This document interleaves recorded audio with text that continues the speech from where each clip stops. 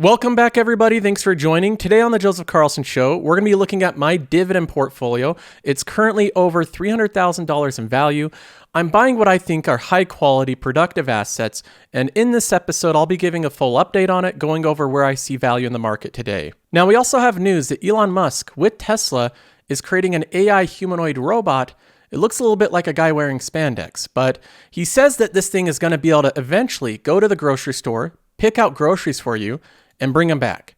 That's what it's going to be able to do. It's going to be able to just act like a human and do simple, repetitive, boring, or dangerous tasks that humans are tired of doing. Now, I'll be giving my thoughts on this, and we'll go over the one simple problem that no big tech company has really been able to solve, including Tesla. None of these Silicon Valley companies seem to be able to solve this problem. Now, in other news, we also have Apple giving some concessions and softening their stance on their App Store policy, saying that now app developers can email out alternative ways to pay for an app outside of the App Store.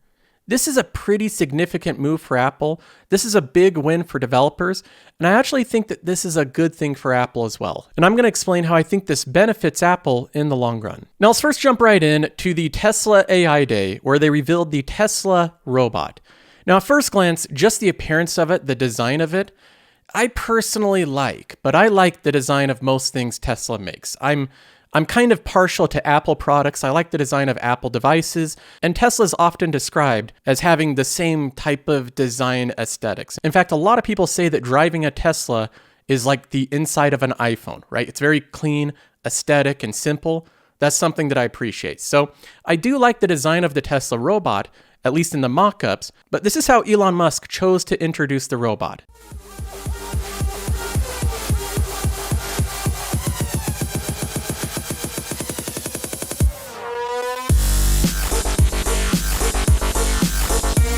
That is not the robot, but that is a guy dancing to dubstep on the screen here. And that's Elon Musk laughing, standing next to him. Now, the first thing that Elon Musk does when he gets on the stage is assures us that even though that is not a real robot, the Tesla robot will be real.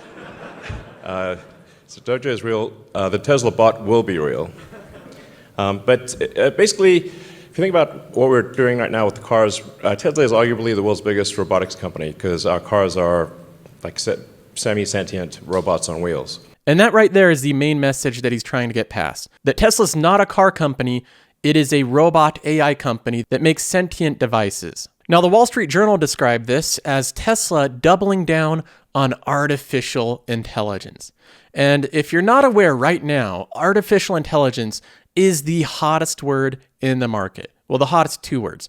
Artificial intelligence together is now the hot new trend. That's what every company claims to be and every company wants to be. They want to be an artificial intelligence. It's no longer just EV stocks. It's no longer clean energy. It's no longer marijuana. It's artificial intelligence. Those are the hottest stocks in the market. And Elon Musk is doubling and tripling down on artificial intelligence. He says the development of such robots could fundamentally change the economy, potentially alleviating labor shortages. In the future, physical work would be a choice.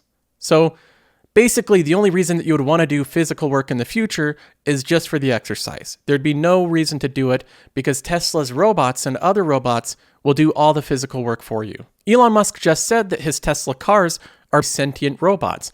Artificial intelligence, or AI, is at the heart of Tesla's efforts to develop more advanced driver assistant features and eventually fully autonomous vehicles. In the presentation, Tesla and the company engineers delivered a highly technical peek under the hood of the company's driver assistant system. Now, of course, everything Tesla does and Elon Musk does is met with a variety of different opinions. The Verge, for instance, says, "Don't overthink it. Elon Musk's Tesla bot is a joke, a distraction, and an empty promise." There's experts that have gone on to CNBC to say that the only viable robot so far is the Roomba. Products that have been successful, both in the autonomous vehicle space, but then also in sort of robotics, are when you take a problem that makes sense to automate and you build a robot specifically to solve that problem. That's literally the only like viable robotic product is the Roomba. But then there's, of course, others that have a more optimistic viewpoint of what Tesla's doing here. And I would put two key takeaways. Is the future value creation is not around electrification, it's around autonomy. Tesla has struggled there, but I think based on what I saw last night, I am in the camp that they are far ahead of other car makers in the substance of their AI and where that's going relative to autonomy. And then the second is this skit that they did around the bot. When I saw it, it reminded me when Elon broke the window of the Cybertruck. It was painful at a certain point to watch. However, it really spoke to what the ambitions of this company are, which is to get beyond cars, whether it's HVAC, solar, storage. Now we have this bot.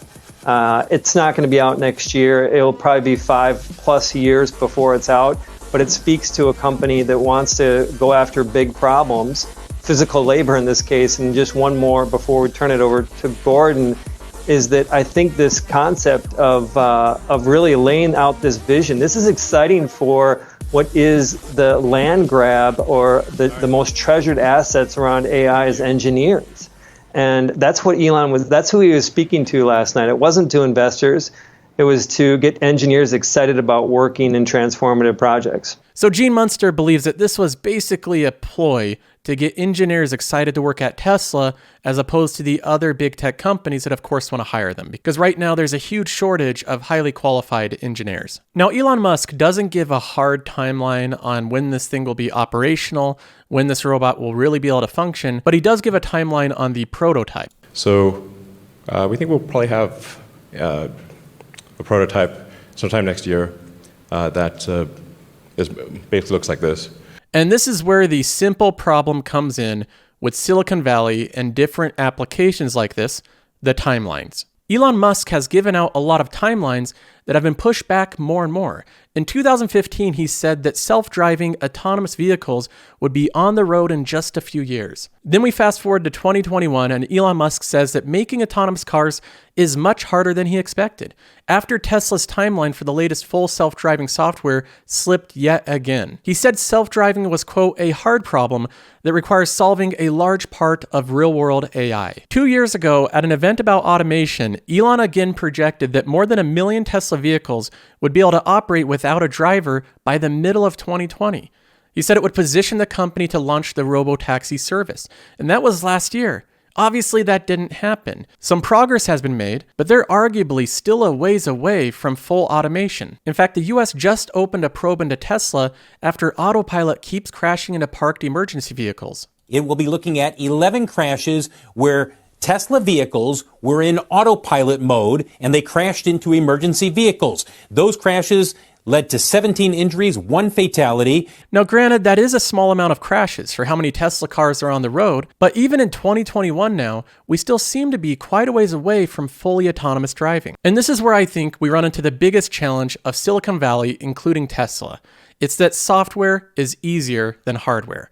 And software can scale better, it can grow better, without as much challenge. When you move into the realm of hardware, like Tesla's doing with its artificial intelligence, that's where things get difficult. Tesla says that they're going to have a prototype ready sometime next year, and then there's predictions that this thing will be ready to go by the next 5 years, leapfrogging the progress that Boston Dynamics has made working on this bot Atlas for the past 10 years. Even though Boston Dynamics has built this robot and has been working on it and perfecting it for over a decade, they still do not consider it anywhere close to ready to go out into the real world. That's how difficult this stuff is. So when I look at Tesla's project, I look at it and think the likelihood of it being delayed and the timeline to be set back again over and over like their autonomous driving, well, I think the chances of that are very high. I've worked as a developer for the past 10 years, and I can tell you something that I've learned. Software is easy, hardware is difficult. When you're creating a software application, you can scale it and grow it and build it incredibly fast. Mark Zuckerberg is an example of this. He built the first version of Facebook in his college dorm in 2 weeks. That's how long it took him.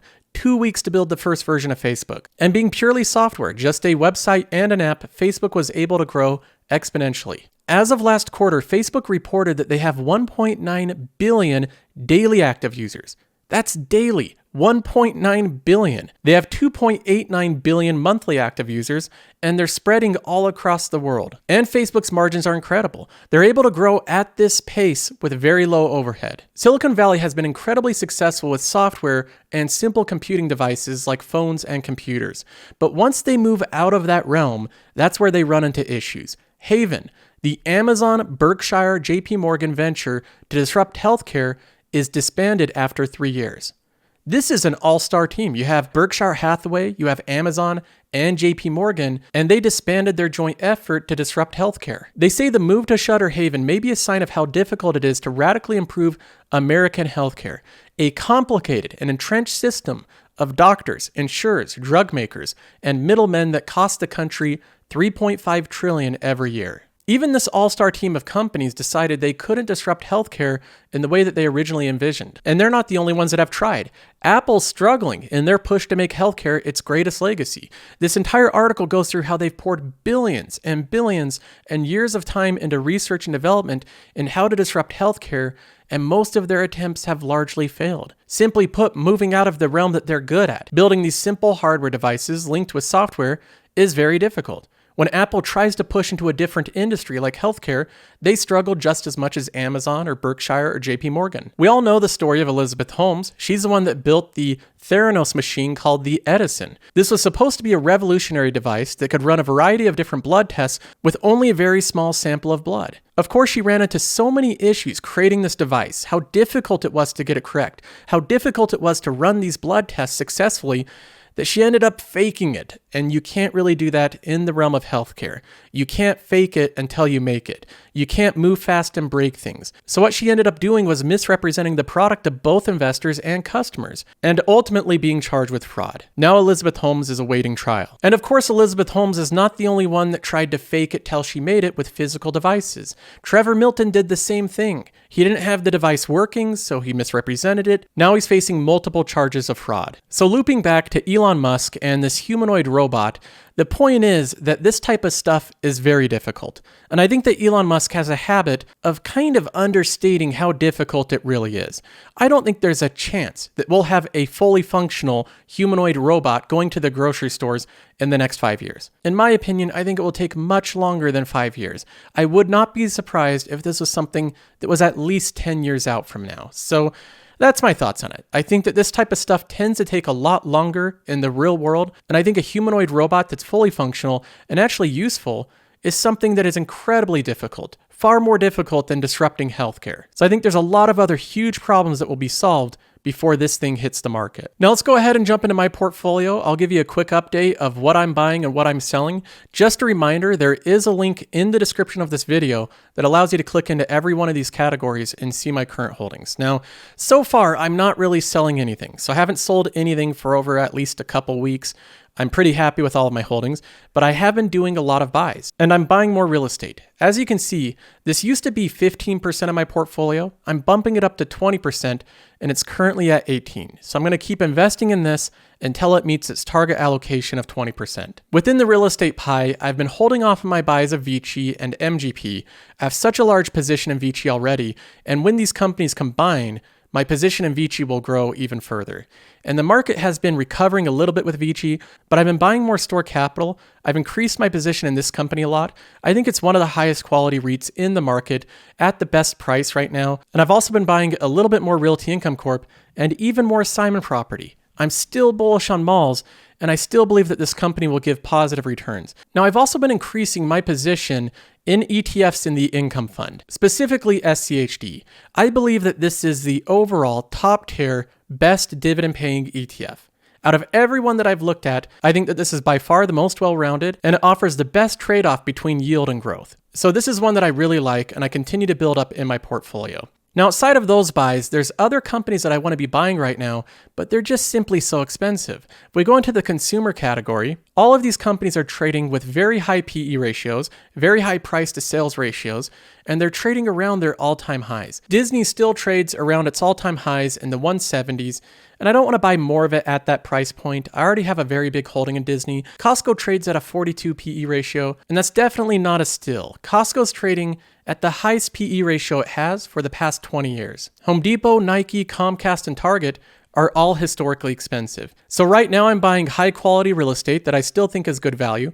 I'm buying some ETFs, and I'm waiting patiently for some of my favorite companies to go on sale. And when they eventually do go on sale, I'll pick up more shares of them. But until then, I'm fine just sitting here and watching the gains and dividends steadily roll in. Now, moving on from that, we have news that Apple is going to be letting developers alert users to use alternate payment methods. So now when you join an app, they might email you and say, hey, here's another way to pay for our product outside of the App Store, and you might be able to save money that way.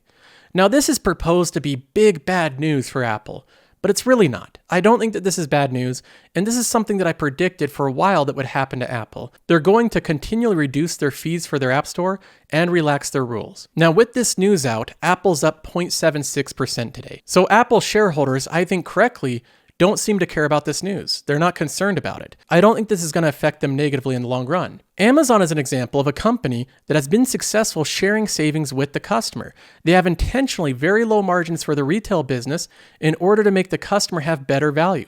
And that symbiotic relationship of sharing savings with the customer leading to bigger growth is something that has been shown in company after company.